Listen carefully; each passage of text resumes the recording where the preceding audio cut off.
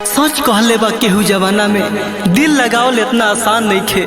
सच कहले बा केहू जमाना में दिल लगावल इतना आसान नहीं खे। दिल लगा के तो देखो, दिल लगा के तो देखो, टूटला के बाद तोहरा ला दूर शमशान नहीं खे।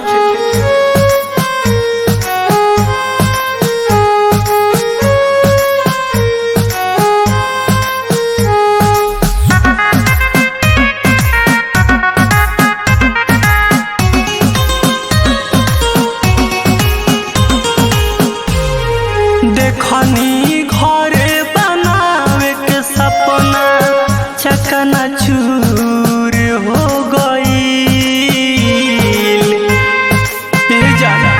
देखनी घरे बनावे के सपना चकनाचूर हो गईल।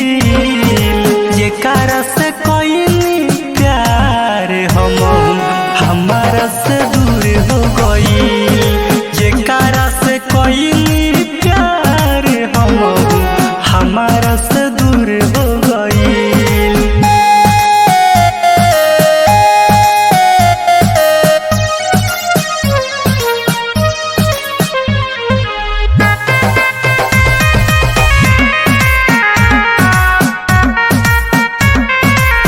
दुनिया वीरान भइल, कुछ न बुझाता, कवन कलम से भागल लिखल विधाता।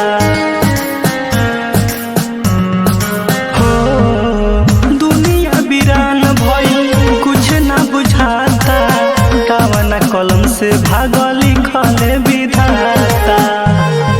टूटल दिल ता बुझनी हमसे कौन भूल हो गई। जेकरा से हमारा से दूर हो गई। जेकरा से कोई प्यार हमारा से दूर हो गई।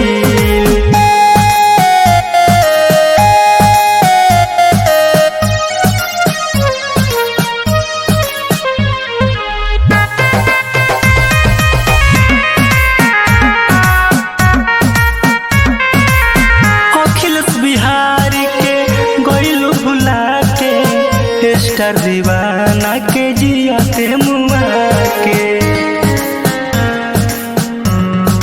हाँ अखिलेश बिहारी के गइलू भुला के, स्टार दीवाना के जियाते मुआ के। साथे जिए मरे के कहलू का कसूर हो गई।